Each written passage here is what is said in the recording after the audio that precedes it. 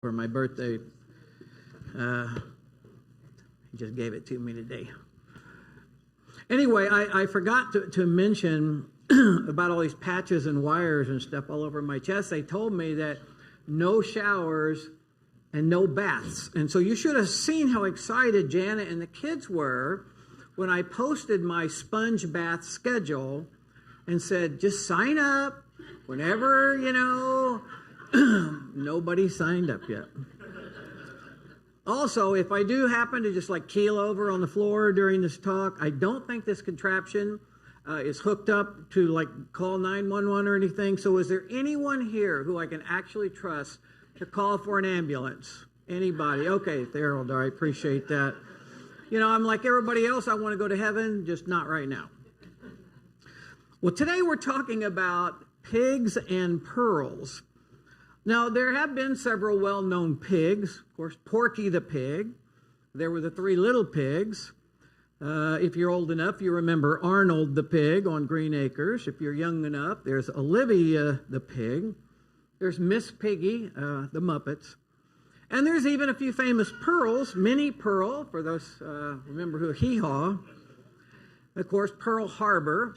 If you're a musician, you may be aware of Pearl Drums and Pearl Jam, the band. Here are a few interesting facts about pigs. They were the first animal to be domesticated about 6,000 years ago by the Chinese. They were brought to North America in 1539 by Spanish explorer Hernando de Soto.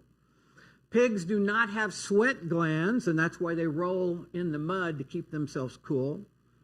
The swine industry is Oklahoma's fourth largest agricultural enterprise.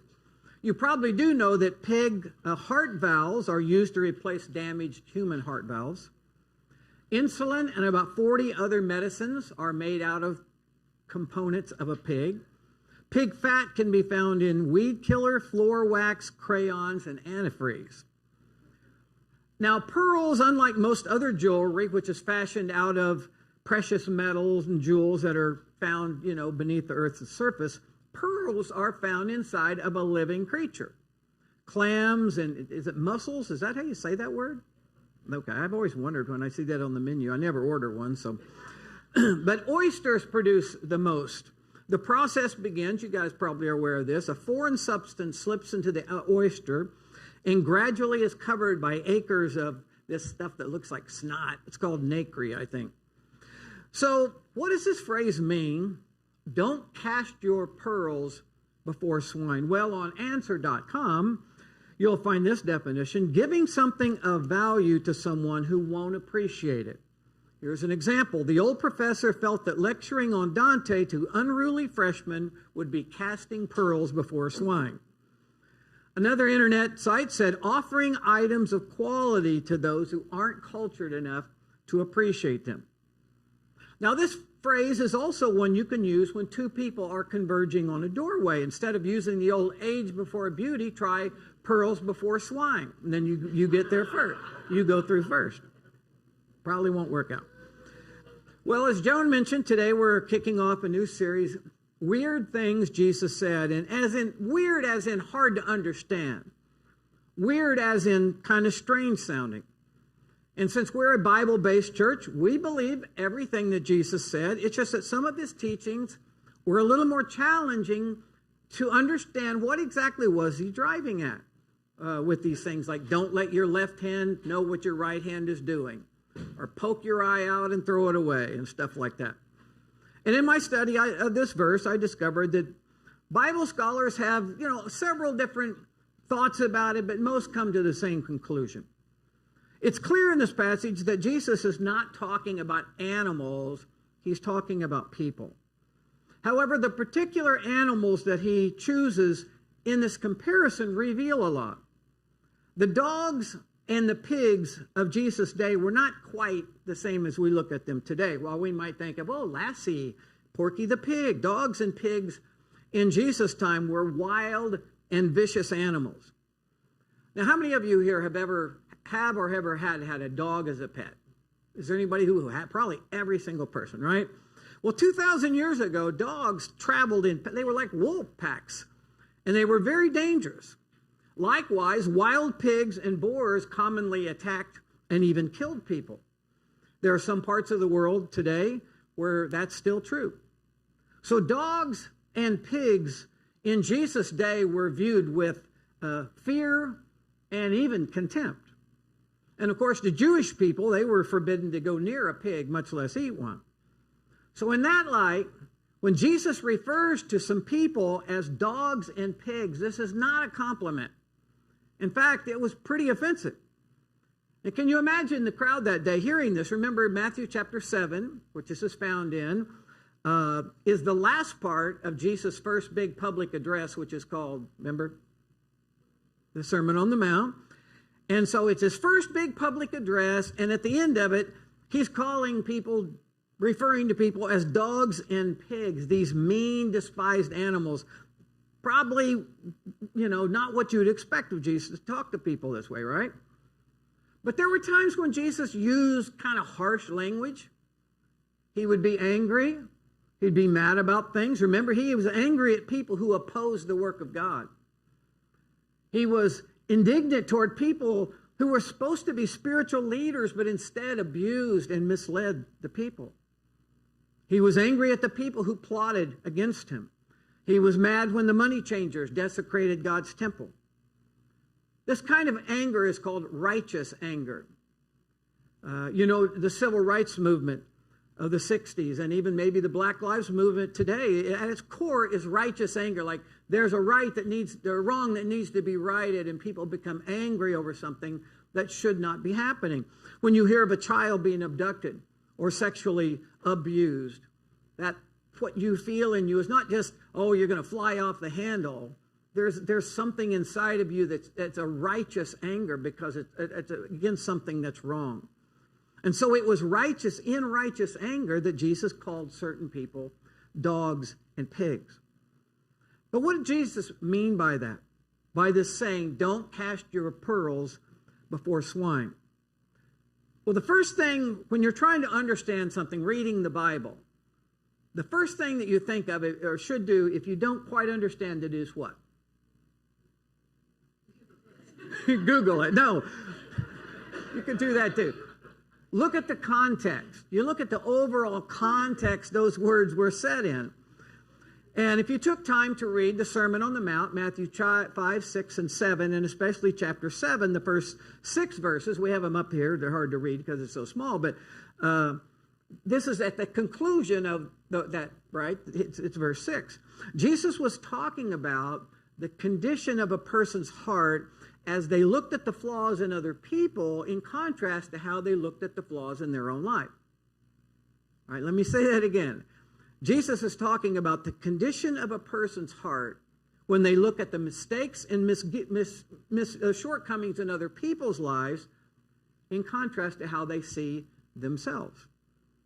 I think one of the best ways to understand this is to look at the Old Testament, Proverbs. Solomon, the wisest man ever, said, the fear of the Lord is the beginning of knowledge, but fools despise wisdom and discipline. And he goes on to say, do not speak to a fool, for he will scorn the wisdom of your words. That's sort of the same thing Jesus meant by saying, don't cast your pearls before swine. Later in Proverbs 9, Solomon reiterates this, whoever corrects a mocker invites insults. Whoever rebukes a wicked man incurs abuse. And then this, do not rebuke a mocker, or he will hate you. Rebuke a wise man, and he will love you. Jesus was talking about the condition of a person's heart as they're looking at the flaws in other people and in themselves. And anyone who is closed-minded and hard-hearted to the truth about themselves, talking to them about it, Jesus said, is like casting pearls before swine. Now, what if you were to give a hungry, ravenous boar a pearl? You put it in its mouth, it would try to taste it, it would be hard, it would be distasteful, he would spit it out and then probably attack you. Similarly, attempt to tell a closed-minded person about a blind spot in their life, something they need to work on, and what happens? Often it's look out, because they will attack you. If they don't, instead of reacting with humility and maybe a teachable spirit, they often react in anger and indignation, how dare you say that to me? If you've ever had the experience of being around a person with a serious addiction, a drug addiction, an alcohol addiction, and when you bring it up and you try to have a loving heart-to-heart conversation about it, what usually happens? They become angry. I don't have a drinking problem. Who are you to judge me? You try to talk to your 16-year-old about driving, about how more people die in car accidents at age 16 than at any other age. And what response do you get? Okay, I get it. Are we done now? All right. You try to tell an employee, look, if we have to talk with you about your attitude one more time, you're just going to lose your job. And they walk off and say, I can't stand my boss. What an idiot. That's casting pearls before swines. Before swine. Your words are ignored, and the person attempting to help you, attempting to help, lashes out at you. Now, there are some people, it's not like they don't know or have no awareness that what you're saying might be true. They just don't want you in their face about it. And some simply do not have the capacity or the ability to be honest about themselves. We all have blind spots, but some people are just more defensive. I was in a situation once, a long time ago, church situation, and a person had, they were one of the leaders, and they had an inaccurate view of themselves, and even though several people came to them at different times in love and said, you're sarcastic and you're funny sometimes, but it's oftentimes it's so critical, it's so cutting, it's really hurting people. And it undermines your credibility as a leader. I mean, even as a Christian, it looks bad. And the response, who are you to tell me how to live? On the other hand, one time there was a situation with a daughter who had to have a really difficult heart-to-heart with her mother. And she said, Mom, I know that you love me, and I appreciate all the things you've done for me over the years. I really do. But I'm an adult now. And sometimes I have to make my own decisions. And I have to be my own person. And, when you're constantly telling me what to do or kind of feel like you're trying to control my life as an adult now, I can hardly have a relationship with you over this. Some of you have been in similar situations. Those are not easy words. If one of my kids came and said that to me, and they have said, not exact, they have said things to me before that I didn't want to hear. Those are hard words to hear. But this mom, even though I'm sure she was hurt, because in her heart she meant well, she thought about it, she decided to really make a big concerted effort to let go, to respect, her daughter's life, and their relationship dramatically improved. Proverbs 9 says, try to correct a closed-minded person, and they'll hate you for it. Try to correct a wise, humble, and teachable person. Not only will they listen, they'll appreciate your love and concern. However, it's not important that, or it's important that we not walk into every situation thinking of, why are people so stupid? Why can't they just admit the obvious? That they have a drinking problem, or that they have a bad attitude, or they think they know everything and they're only 16 years old, or they're too critical. Why can't people just admit it? Well, sometimes we are the persons that are the one denying things that people are telling us. For instance, has anyone ever come up to you and pointed out some weakness or flaw that you have? You're like married and go, yeah, like every day, my spouse, yeah. But we're not talking about that, even though that's a problem. That can be a serious problem, trying to live under the barrage of someone's constant criticisms. But then there's also this, if you won't be open to possibly going, yeah, I have a blind spot means you're blinded to it. You don't see it, right? And so unless, there's two sides to that deal. But what we're talking about today is when someone who knows you well and loves you deeply comes to you and says, I may be wrong here, but I think there's something that you do that maybe you need to think about. Like maybe someone would say, I know you don't mean it, but you talk a lot, and sometimes you talk over other people and you interrupt people, and it sends a signal like, I don't care about your thoughts or what what you're saying. And people, they really don't, often they wouldn't do it because they would know it was offensive, right? But sometimes we fall into those habits. And if someone who knows you well and loves you deeply comes and says, hey, would you be willing to think about this? You should be willing to think about it. Someone might come to a person and say, this is hard. Like, hey, you kind of use really harsh language sometimes, I hear, toward your coworkers, maybe toward your kids and toward your spouse. And I really care about you. And I don't want to see things go bad in your life because of that. Now, those are moments of truth, aren't they? To which Solomon would say, don't be the foolish person. Don't attack and lash back at the person who may be telling you something in love and concern, something you need to hear. Now, where this gets complicated is where maybe the other person who's correcting you is driven by their own low self-esteem or their own need to control other people or their fault-finding nature. They find fault in everything. I had a particular situation about 25 years ago. A lady in the church, one of the leaders, she seemed to have a need in her to point out everything that was wrong with me. And because I was the pastor of the church, it's like, you need to be above reproach and, the standard's higher. It's like, I agree with that part. And for a while, he would come and tell me things. I'd say, okay, I didn't realize they did that or whatever, but I'll work on that and I'll pray about that. And I did. And sometimes after a while, though, she did this so frequently over a period of time that I started asking other people. It's like, I want to be humble and teachable, but do you see these particular flaws in me? Do you see this particular thing? And sometimes they'd say, yeah, maybe so, a little bit or whatever. But eventually I realized this person, after about 10 years, and maybe she'd do this twice a year, it's like, she's just not going to stop. And I really had worked to address a bunch of issues in my life, and then I realized it was just, there was going to be something else. It was always going to be something else. And of course, in her mind, it seemed to never occur that maybe she had a couple of things that she could work on in her life. I didn't really want to get into all that, but she seemed obsessed with being the self-appointed rebuker of all things in my life. And finally, I mentioned this to a couple of other people, and they said, that's ridiculous. Sure, you have some things you need to work on, but I think that stems more from some psychological need in her than it does that you are just so fatally flawed that someone needs to come to you all the time like that. So crazy stuff happens. Crazy people are out there. Things need to be filtered. Consider the source, right? And all that.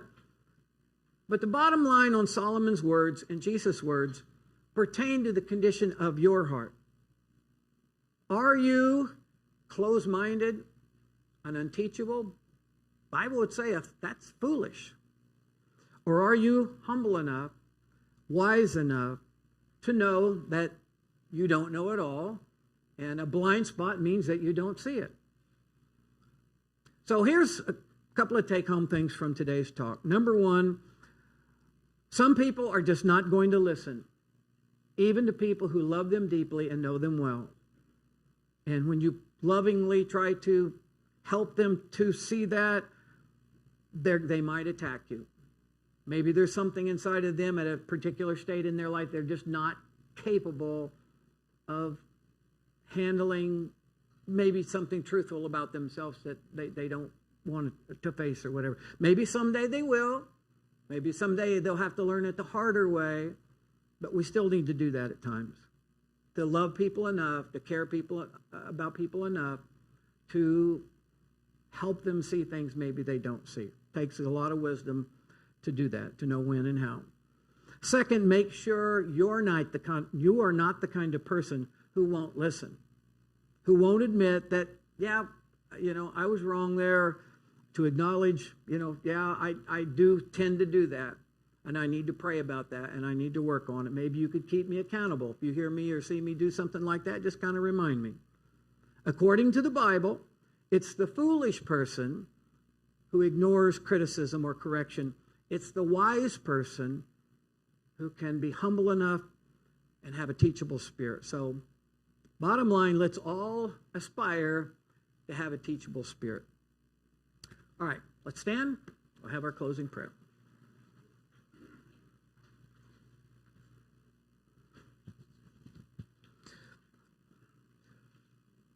Lord, I'm thankful for this new series that we are launching into today of the unusual and maybe difficult initially to understand things that Jesus said.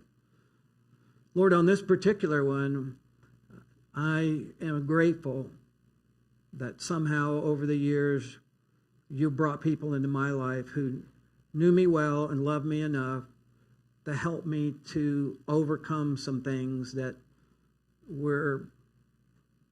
needed to get out of my life. I needed to work on. I'm thankful for the attitudes of so many people in this church who I have seen the humility and the open-mindedness to just have an open heart to say, God, whatever you want, that's what I want. And to be, people who have wisdom to, acknowledge areas where we need to grow. Or this is a really difficult thing to apply and to work on all the time, so I pray that you would give us wisdom in when to and when not to, and how to react when someone, talks to us about this kind of thing. And pray, God, you'd use this whole series, this whole summer long, to help us to understand at a deeper level some of these things that Jesus said that are really so important to how we live our lives every day. Thankful to be back with my church family. Pray that you'll bless us all and keep us safe till next week. In Jesus' name, amen. All right, you guys. We'll see you later.